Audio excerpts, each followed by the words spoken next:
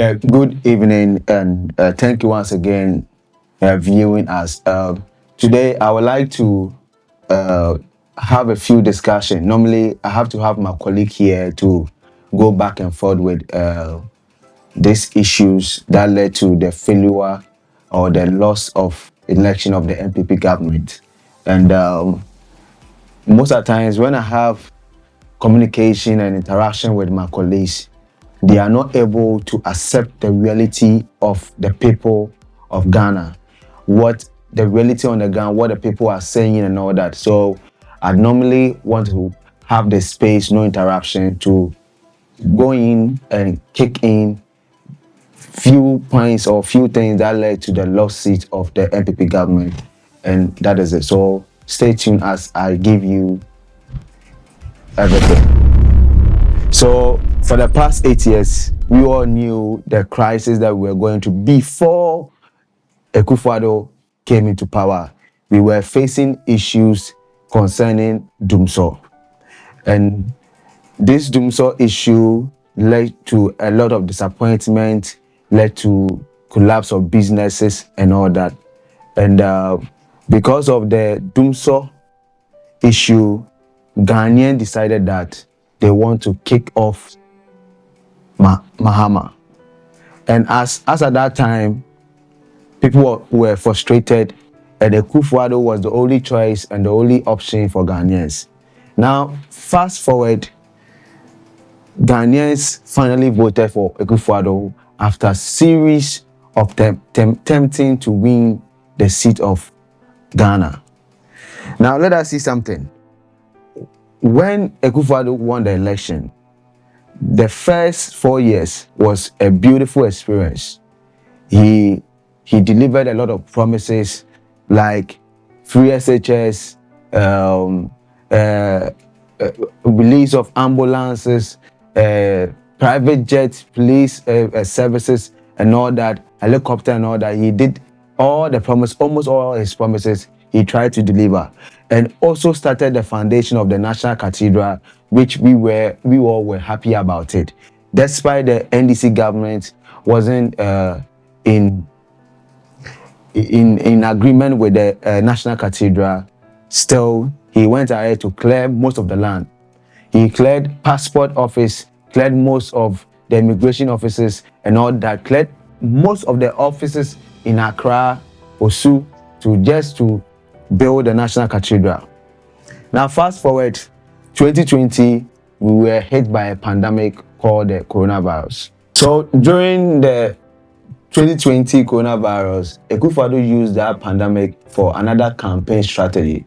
That is where he brought in free water, free ECG, whatever, free lights and whatever it is that people were not paying for prepaid and everything. So people were so happy. Introduction of the ambulance and all that have you. So it made it easier for him to win the election. Ghanaians saw that he came promise and he has delivered his promises, because the free status were released and other things, freebies were also released. Now, don't forget, when he won the election, within the shortest time, he brought in a levy called the COVID-19 levy. That is where people were surprised. And when we asked him about the COVID-19 levy, he was saying that COVID-19 levy was taxes that is going to use to pay off the free water and the free electricity. So Ghanaians were very disappointed because they voted for him because of the free water and the free ECG, whatever that bills that he gave to Ghanaians. Now let us go forward. That is another key factor for he losing the election. During that time, people were very disappointed. So they decided that, okay, in the next 4 years, they are going to kick him out. And Kosiwo, when he tried to fix the Dumsor was something that, if you don't understand, you lose power, there will be a power outage for almost the whole day. If you are into cold store, if you are running businesses with light, and we all know that 90% of Ghanaian businesses run on light, apart from market woman. Even market woman will need to even drink ice water. And now market women were not able in trading in the sun and hawking in the sun, were not even able to get access to cold ice water to drink to cool down their temperatures. So everything became very hard. Those running cold store were not able to run cold store because you cannot afford bigger generators to run your cold store. So all the meats that were in the cold store ran man. I remember personally that during that time, Doomsor time, Mahama time, almost all the meat that you buy has gone bad. So that is the main reason they voted for Akufo-Addo government. Now fast forward, Akufo-Addo came to fix the so-called Doomsor, which I always say that Doomsor was not fixed but was a scam. Why am I saying that? First, when you buy prepaid for probably 100 cedis, which will take you maybe 2 weeks, Akufo-Addo government came, you buy the same 100 cedis, it will take you for 3 days. So my analogy is that if during Mahama time you don't have access to light for a whole day consistently for 2 weeks, and Akufo-Addo comes and you pay the 100 cedis and you're able to have power for 3 days, then it's the same Doomsor that you are still facing, because at the end of the day, the only difference is that this Doomsor comes directly from the government, but in other round, this Doomsor, the government is trying to shift the blame that it is you, the individual in the state, that cannot afford your lights. So at the end of the day, you are going to sleep in darkness and you are not going to run your businesses because you cannot afford even using AC, you cannot afford even using computers and whatever have you that you are, because electricity bills and the tariffs were increased so bad that businesses have to pump in more money to keep their light active, electricity active to run such businesses. Now fast forward, they introduced something called the CST taxes. Without CST taxes, if you remember, I'll speak to you. Obekaya, so what talk credit 10 cedis in Bibi Baya, that 10 cedis, no, almost better with 2 cedis. It's the ABR, say 2 cedis for 50%. So when you be who say what or 10 cedis, when you book credit na or matter, say 20% and no matter. That is what they call the CST tax, communication tax. Now, when the communication tax were introduced, the people of Ghanaians were complaining that then they have to, now when you buy 5 CD, then you will get maybe an hour talk time. The government saw that because people were complaining, now they have to deduct you back door. So when you buy 5 CD airtime, you now talk 30 minutes with the same 5 cedis.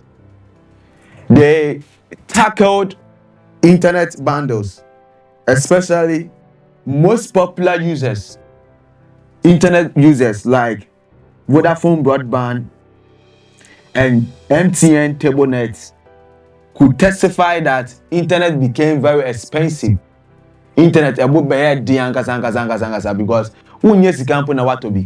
I remember I used to buy 300 cedis for 600 gigabytes, and now the 300 cedis cannot even buy even 100 gigabytes, which you all could testify. So the boys have to move from working in the morning to evening to working using MTN midnight. I per se, I have to wake up 12 a.m. and work with MTN midnight, which is 3 cedis. And if it wasn't a good for the government by now, they will squash that data. Even with the midnight, first when you pay for the midnight, it was unlimited, and they reduced it to package from 10 gigabytes. At the end of a good value government, now you have to pay with the 3 cedis, you get 7 gigabytes of data for it, which was limited. Fast forward, all these things were boiling up frustrations that the people, the streets, and the people and the ordinary Ghanaians were fed up because you cannot afford internet, common internet. You cannot afford common talk time to even call your loved ones, your family, your friends, and all that. You cannot also pay for your ECG. So when it is time for you to, if you want to enjoy AC, you cannot enjoy AC anymore. If you want to enjoy, you have to pay more. If even you don't have AC and you want to enjoy normal light, the duration and the time frame that you have to enjoy the time frame has been reduced. So an ordinary Ghanaian can pay 500 cedis a month for just internet, for just ECG, for just electricity bills. If you want to use the internet or the electricity bill, or you pay maximum minimum 300 cedis for every month for internet. That person, that 300 cedis I'm talking about, that person's only using a ceiling fan, a television, and probably a fridge. And at the end of the day, the ordinary Ghanaian is earning maybe 500 cedis or 1,000 cedis a month. Even when a few people in Ghana are paid 1,000 cedis a month, I'm talking about ordinary Ghanaian. So if the person is paid probably 500 cedis or 700 cedis a month, the person will pay 300 cedis only for electricity, will pay almost 200 cedis only for internet or phone calls. Then what be someone said, Saskan no, and then Ben Aka or the betia. So all this thing, no, not almost the Kufado to us or on train or being. It didn't end there. Yeah, won't train you now. They introduced e-levy. E-levy was the killer of all. The killer of all. That made Ghanaians voted against the administration of Akufo-Addo because e-levy was like a daylight robbery. Why am I saying that? For instance, already so go pay on one same day 100 Ghana koto MTN mobile money a omo bet so o yi 100 Ghana cedis omo 500 cedis name ma omo bet so 1 cedi it is now sika na gasa no either o mobile money no o ko you withdraw omo bet so 99 Ghana cedis o sabeka 99 Ghana cedis. Now if you want to send that 99 Ghana cedis 100 cedis to your mom or whatever it is, initially they were taking 1.5% of e-levy, which you are going to send probably maybe 95 cedis to your mom or 98 cedis to your mom. If your mom want to withdraw, MTN and Fanchomo, Ombete, Sasikani Nina Efimo. So imagine that 100 cedis, before 100 cedis no crown, Uba, Unsabeka, Obesene, Omubeyino, Nasikana Kabese, 90 Ghana. At the end of the day, what are you going to do with the 90 Ghana cedis? So that frustration also led to the failure of MPP government. And you could testify that the whole Ghana was frustrated. Some colleagues and friends and people in the state that even Jehovah's Witness, even 2024 election, Jehovah's Witness even voted against Akufo-Addo. If you check the population, the rise of Jehovah's Witness that even they don't even vote also voted against Akufo-Addo. So I'll bring my conversation to an end, listing the few factors that brought the failure of Akufo-Addo government, which is the EC, the electricity bills that was increased, the internet bills that was increased, the talk time bill, taxes that was increased, and the last killer, which was the e-levy. And idea is Shegan before crying your toll booths. Toll booth need there. I'm not crying because at the end of the day, toll booth no was even giving the government a lot of revenue because thousands of cars were passing on the street, and Akufo-Addo government didn't see that and collapsed it. That same toll booths that was collapsed were another source of employment for disabled people. Wɔn to me nante, wɔn to me kwamba na ade wɔn nse twitwa and all those things no were also got in employment out of the toll booth. But at the end of the day, because they collapsed the toll booth, it brought another rise of unemployment, and now these beggars and these disabled people have to be on the street begging because the toll booth now that has been their source of revenue or source of income has been taken from them. So next time we meet again, we go on to discuss the downfall of the NPP government, that we hope that they will learn from it and they will come back stronger next time. Thank you very much.